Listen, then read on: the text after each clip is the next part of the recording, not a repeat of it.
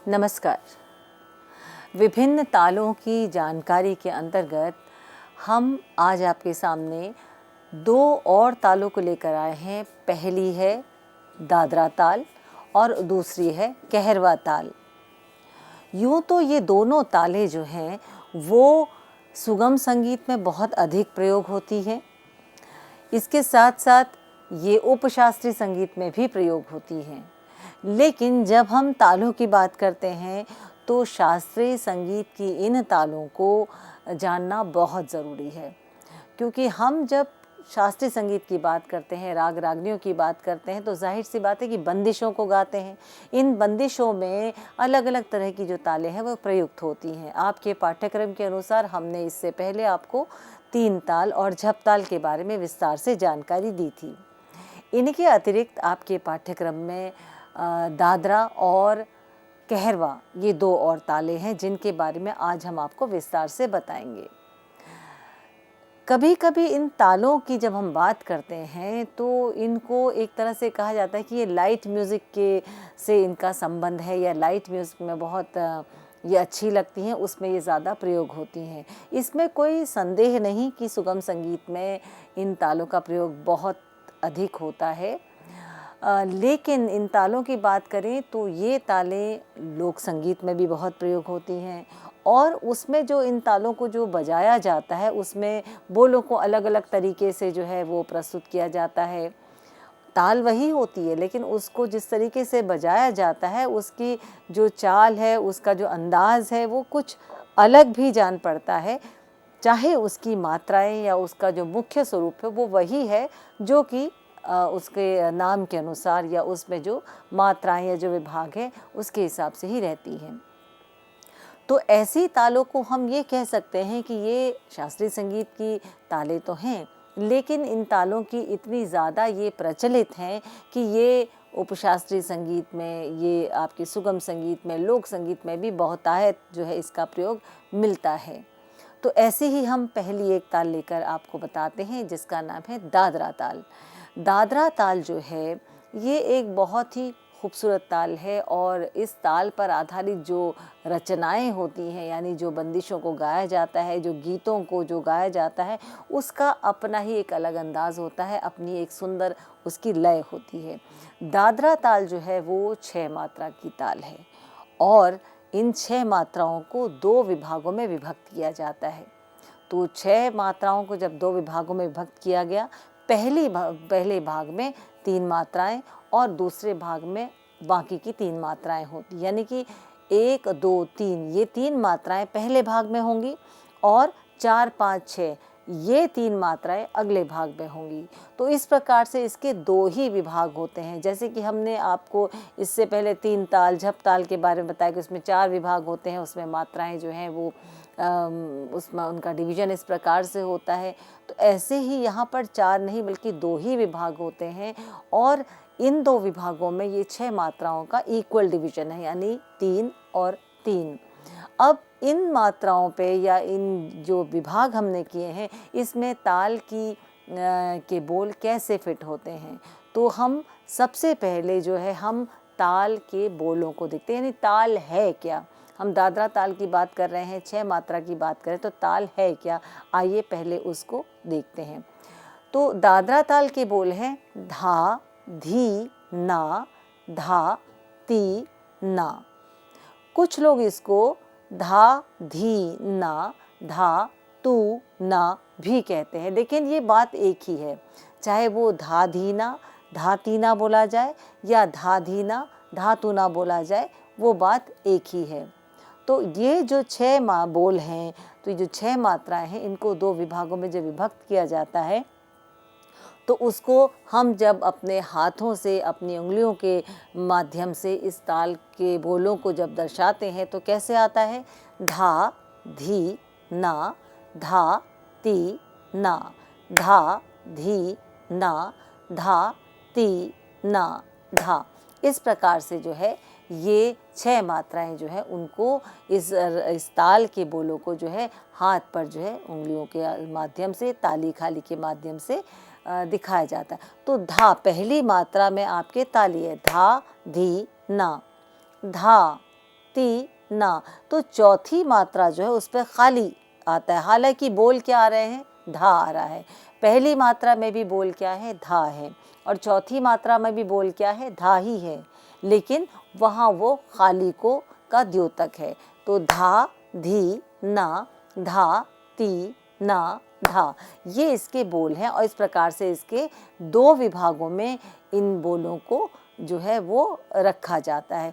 तबले पर यदि हम इस ताल को देखें तो इस प्रकार से बजती है, धा, धी, ना, धा, ती, ना, धा, धी, ना, धा, ती, ना, या धा, धी, ना, धा, तू, ना, धा, धी, ना, धा, तू, ना, धा। आप तबले पे देख रहे होंगे कि जब ये बजाया जा रहा है उस समय तीना या तूना को किस प्रकार से दर्शाया जाता है। आगे फिर से इसको एक बार ध्यान से देखिए, धा, धी, ना, धा, तू, ना, धा। अब यहाँ देखिए धा धीना पे धा दिखाया जाता है और खाली पर भी धा ही बज रहा है। नॉर्मली जो अन्य ताल हैं उनमें आप देखिए कि तीना या तूना, खाली, इस पर ही खाली जो है वो बताई जाती है, लेकिन ये ताल में देखिए बिल्कुल अलग तरीके से इसके बोल हैं, इसकी बनावट ही एकदम अलग है। और तबले पर जब ये बजाया जाता है तो हाथ से हम उसकी ताली खाली दे सकते हैं। धा, धी, ना, धा, ती, ना, धा, धी, ना, धा, ती, ना, धा। अब ये तो हमने आपको मात्रा ताल बताई, जहाँ पे ताली और फिंगर्स के माध्यम से हमने आपको ताल बताई। जो विजुअली हैंडीकैप्ड स्टूडेंट्स हैं, जो दृष्टिहीन विद्यार्थी हैं, उनके लिए मैं विशेष तौर पे बताना चाहूँगी कि ये ताल जो है, इसकी 6 मात्राओं को जब हाथ से ताली खाली देते हैं तो उसमें पहली जो मात्रा उस पर ताली इस प्रकार से बजती है, और उसके बाद हम अपनी एक छोटी उंगली को इस प्रकार से उसी हथेली पर टच करते हैं, और फिर हम अपनी दूसरी उंगली को फिर एक और बार अपनी हथेली पे टच करते हैं। तो ये धा, धी, ना, ये बोल रहे, यानी ताली, पहली उंगली का टच और फिर दूसरी उंगली का टच। इसी प्रकार से खाली के लिए हम हवा में उल्टा अपने हाथ को बिल्कुल हवा में लहराते हैं, जिससे कि निशब्द क्रिया, यानी कोई आवाज़ नहीं आती, कोई साउंड नहीं है। तो इस प्रकार से उल्टे हाथ से हम अपने हाथ को उल्टा करते हुए हवा में एक तरह से बिना साउंड के उसको दिखाते हुए जो है हम खाली का द्योत को बताते हैं। उसके बाद हम फिर अपनी छोटी उंगली से जो है उसको काउंट करते हैं, और फिर उसके बाद दूसरी उंगली को काउंट करते हैं, यानी कि वो 5वीं और 6ठी मात्रा का को प्रदर्शित करता है। तो इसीलिए आप देखिए कि मैंने धा, धी, ना, यानी धा पे ताली दी है, धी पे पहली एक छोटी फिंगर दिखाई, उसके बाद फिर दूसरी फिंगर मैंने दिखाई अपनी हथेली पर, और उसके बाद जो अगला धा आता है उसको मैंने हाथ पे इस तरह से हाथ उल्टा करके बिना किसी साउंड के हवा में हाथ को लहराया है, और उसके बाद फिर मैंने एक फिंगर छोटी वाली फिर दूसरी फिंगर को मैंने काउंट किया है। तो ये तरीका है हाथ से ताली खाली देने का। अब इस ताल में जब हम गाते हैं, जब हम किसी बंदिश के साथ गाते हैं, किसी गीत के साथ गाते हैं, चाहे वो गीत जो है वो कोई सुगम संगीत का हो, फिल्म का गाना हो, लोक संगीत हो, या उपशास्त्रीय संगीत का कोई रचना हो, या शास्त्रीय संगीत की कोई द्रुत रचना हो, कोई भी रचना, जब हम उसको गा रहे हैं तो वहाँ पर मात्रा ताल जो है उसको हम कोशिश करते हैं कि उसको अवॉइड करें, क्योंकि हमारा ध्यान क्या होता है, अपने गायन में होता है, या जो हम जिस गत को, जिस रचना को हम अपने वाद्य पे बजा रहे तो हमारा ध्यान उधर होता है। अब वहाँ पर हम यदि फिंगर्स में यदि गड़बड़ कर गए तो हमारी सारी ताल जो है गड़बड़ हो सकती है और हम बेताले हो सकते हैं।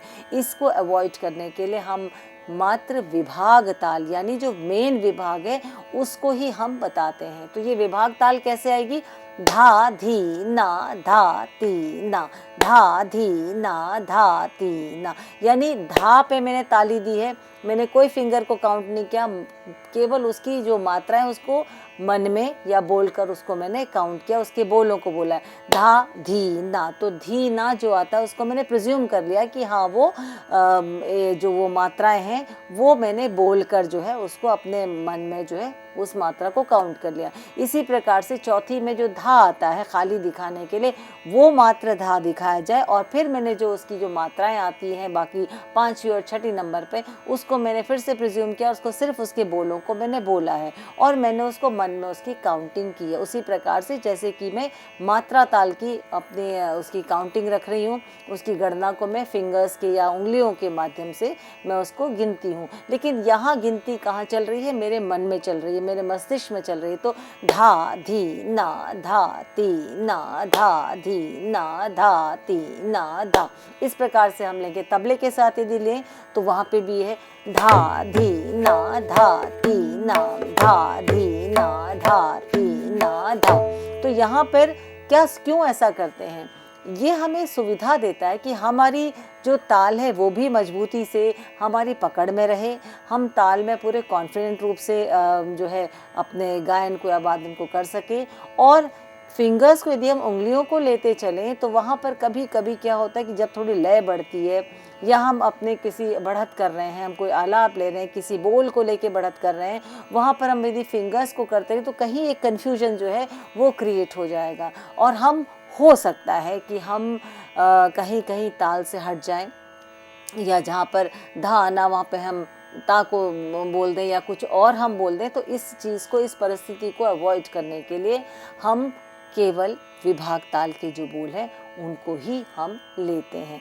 तो ये जैसे मैंने बताया, धा धी ना, धा ती ना, ताली और खाली, ताली और खाली, तो उसके बीच की जो मात्रा है उसको हम मन में गिन लेते हैं।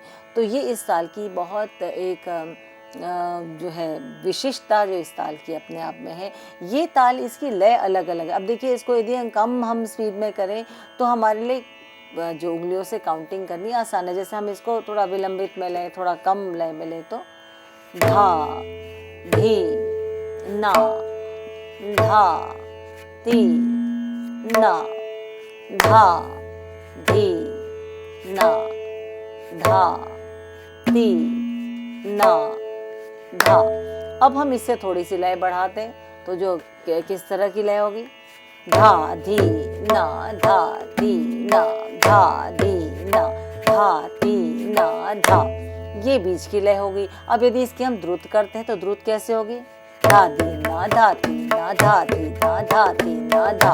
अब यदि मैं इस पे फिंगर्स, जो मैं आपको बता रही हूँ कि मैं फिंगर्स को दिखाऊं यदि द्रुत लय में, तो कहाँ गड़बड़ होने की आशंका है? देखिए, धा धी ना, धा धी ना, धा धी ना, धा धी ना। अब ये मेरा ध्यान काउंटिंग पे चला गया, तो इस काउंटिंग को यदि और लय तेज होती तो धा धी ना, धा धी ना, धा धी ना, धा धी ना, धा धी ना, धा। तो मेरे को एक तरह से कंफर्टेबल नहीं हूँ मैं वो फिंगर्स को काउंट करने के लिए, या हो सकता है मैं उस पर गड़बड़ा भी जाऊं। तो इस परिस्थिति को न आइए, हमारे सामने परिस्थिति न आए और हम अपनी ताल को उस तरह से पूरे कमांड के साथ जो है ताल को हम उसकी पकड़ रखें और बंदिश के साथ उसको, या जो भी हम गा रहे हैं उस रचना के साथ हम उसको अच्छी तरीके से गाएं। इसीलिए इसमें विभाग ताल ही देना उचित है। तो ये तो मैंने आपको बताई इसकी तीनों लय। अब इसके थोड़ा थोड़ा उदाहरण के तौर पे भी देखते हैं। अक्सर ये जो दादरा ताल है, हम एक और यहाँ पे बहुत महत्वपूर्ण बात है कि दादरा जो है यदि कहा जाए तो दादरा उपशास्त्रीय संगीत में गाए जाने वाली एक शैली भी है। जब हम ठुमरी की बात करते हैं तो ऐसे ही दादरा भी एक शैली है। ठुमरी उपशास्त्रीय संगीत में जो मुख्य रूप से गाई जाती है, और क्योंकि भाव प्रधान है, नृत्य प्रधान है, तो जो नृत्य के जो भाव हैं वो नर्तकी जो दिखाती है उसी भाव को एक गायक जो है या गायिका जो है वो अपने गले से अपने गा कर उसी भाव की अभिव्यक्ति और या अनुभूति आपको कराती है। ऐसे ही ठुमरी के बाद एक और गायन शैली है, उसको हम कहते हैं दादरा। और जानते हैं दादरा ताल की जो विशेषता है वो क्या है? दादरा शैली की, जो दादरा गायन शैली है उपशास्त्रीय संगीत की, उसकी विशेषता है कि वो अधिकतर दादरा ताल में ही गाई जाती है। और कुछ हाँ, दादरा ऐसे भी हैं जिसको हमने कहरवा ताल में भी गाते हुए सुना है, या ये प्रचलन है कि कहरवा ताल में भी उसको गाते हैं, लेकिन दादरा ताल में अधिकतर जो है दादरा नामक उपशास्त्रीय संगीत की जो शैली है, जो रचना है, उसको गाया जाता है। एक उदाहरण के तौर पे मैं आपको एक दादरा जो है मिश्र भैरवी राग के अंतर्गत आपको बताती हूँ। उसमें आप देखिए इस ताल को किस प्रकार से प्रयोग किया गया है।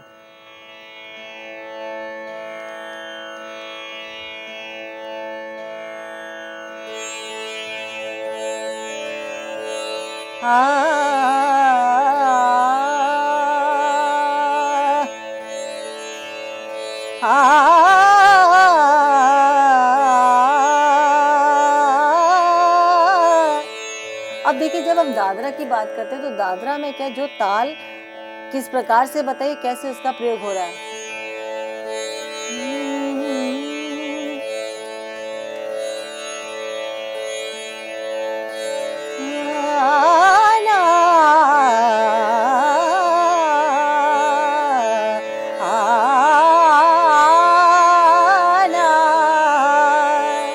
मोहन रसिया जाओ मोसे न बोलो, मोहन रसिया जाओ मोसे न बोलो। धाधी ना धाती ना धाधी ना धाती ना धाधी ना धाती ना धाधी ना धाती ना हन रसिया जाओ मोसे न बोलो, मोहन। अब देखिए वही ताल बज रही है। हे मोहन रसिया रसिया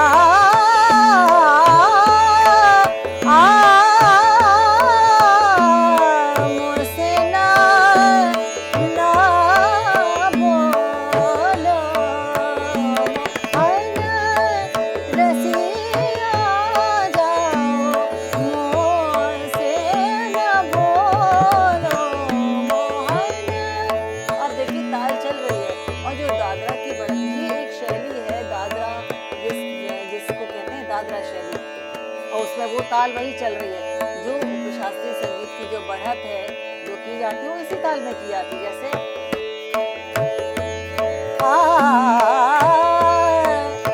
रसिया जाओ रसिया मोहन रसिया रे, हे मोहन रसिया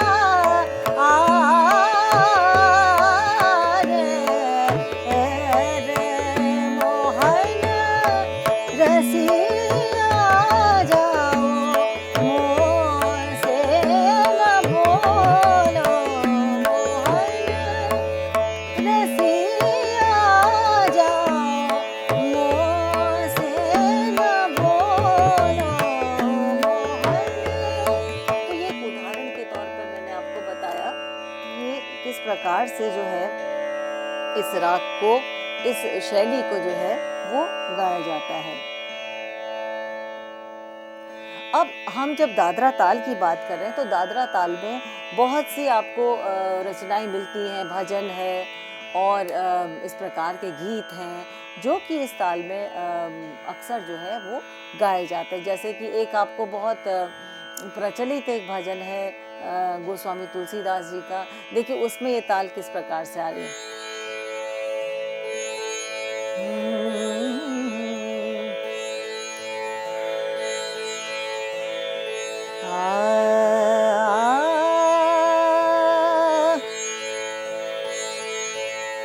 ठुमुकी चलत रामचंद्र, ठुमुकी चलत रामचंद्र, बाजत पैजनिया।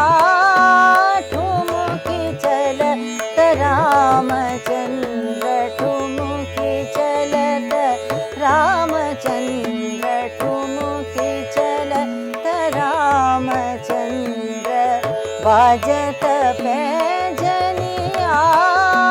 ठुमुकी चलत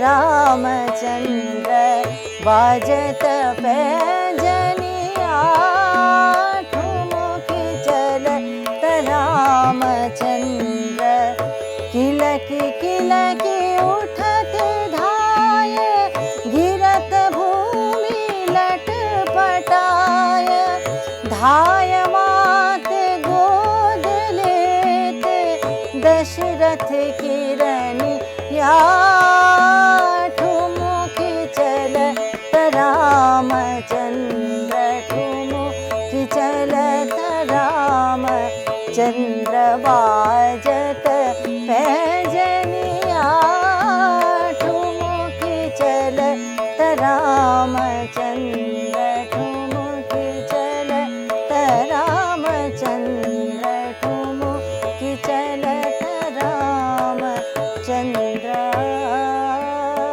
अब देखिए तबले पर आपको इसको गा के उदाहरणों के तौर पर उदाहरण के साथ मैंने आपको बताने का प्रयास किया है। ये हम जब कभी गाते हैं तो या हम किसी वाद्य पर कोई रचना बजा रहे हैं तो तबले पर ख़ास तौर पे आप देखिए कि क्योंकि ये कहीं पे उपशास्त्रीय या सुगम संगीत से जुड़े हुए हैं तो तबले पे आप देखिए कि एक भराव जो है वो आता है। कभी कभी विद्यार्थी उस भराव से जो है वो थोड़ा सा कंफ्यूज हो जाते हैं क्योंकि वो सोचते हैं कि जिस प्रकार से धा धी ना धाती ना धा धी ना धाती जो उसके बोल हैं उन्हीं बोलों को लेकर बिल्कुल उसी प्रकार से जो ये थ्रू आउट बजेगा, लेकिन उसके बीच भी जो तबला वादक जो होते हैं जो तबला पर संगत करते हैं वो उसको अलग अलग तरीके से उसको बजाते हैं। देखिए एक उदाहरण के तौर पे इसी भजन के साथ देखते हैं।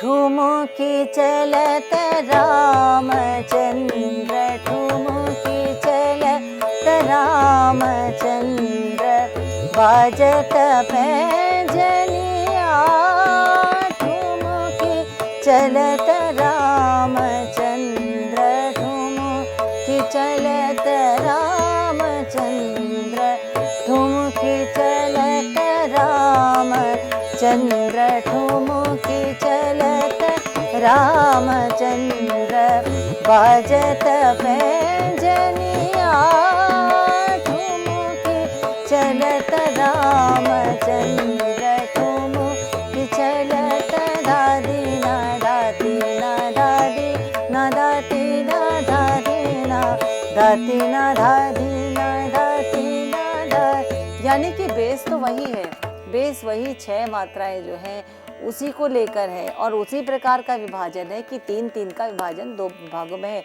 लेकिन जब कोई वादक उसको बजाता है तो सुंदर तरीके से उसको सजाते हुए बजाता है, अलग अलग तरीके से उसमें कुछ और भराव देते हुए बीच में वो जिससे वो उस तरीके से बजाने से एक उसकी रोचकता, एक उसमें एक अलग तरह का निखार रहता है। और एक आप देखिए कि ये ताल जो है ये बिल्कुल उठी हुई ताल है, यानी कि इसमें आपको कहीं डलनेस नज़र नहीं आ रही है। एक बड़ा बहुत खूबसूरत तरीके अंदाज से इस ताल को बजाया जाता है। अब देखिए यही ताल है, मैंने इससे पहले आपको एक उदाहरण दिया एक दादरा का, दूसरा उदाहरण मैंने आपको एक भजन का दिया। एक और देखिए एक और रचना है उसमें ये ताल किस प्रकार से बजाई जाती है वही 6 मात्रा, लेकिन उसको बजाने की उसकी लय, उसकी जो गति है वो थोड़ा थोड़ा अलग अलग, यानी कि जो रचनाएं गाई बजाई जाती हैं उस पे भी बहुत कुछ निर्भर करता है कि किस प्रकार से संगत होगी। अब ये देखिए एक और है बहुत सुंदर रचना ये।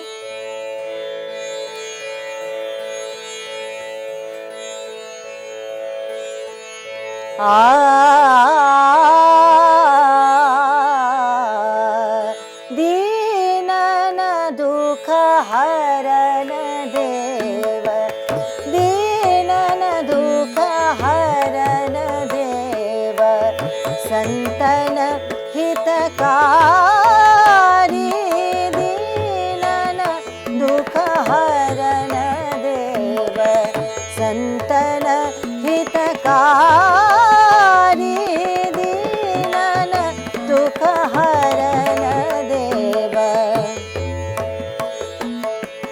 अजामिल गीध व्याघ, अजामिल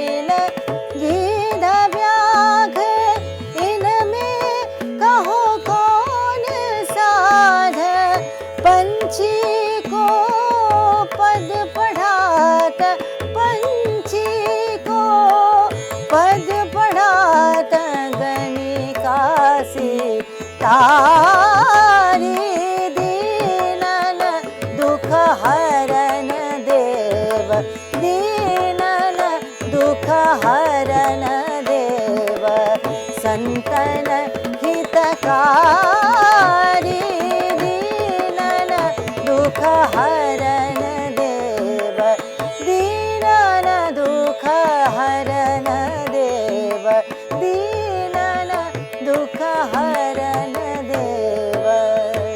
अब देखिए इस बंदिश में जो दादरा ताल बज रही थी, ताल तो वही थी, लेकिन उसको बजाने में उसका जो एक भराव और एक जो अलग अंदाज से उसको बजाते हैं। और जिस समय मैंने अंतरा गाने के बाद पुनः स्थाई ली तो उसमें एक लघी का सा एक उदाहरण जो है उसी प्रकार जिस प्रकार से लघी बजाई जाती है ठुमरी के साथ, ऐसे ही बोल बनाकर दादरा जो है उसमें दादरा ताल में जो है उसको प्रस्तुत किया जाता है गायन के साथ या वादन के साथ, जो बहुत सुंदर और बहुत अच्छा जो है लगता है ये कॉम्बिनेशन।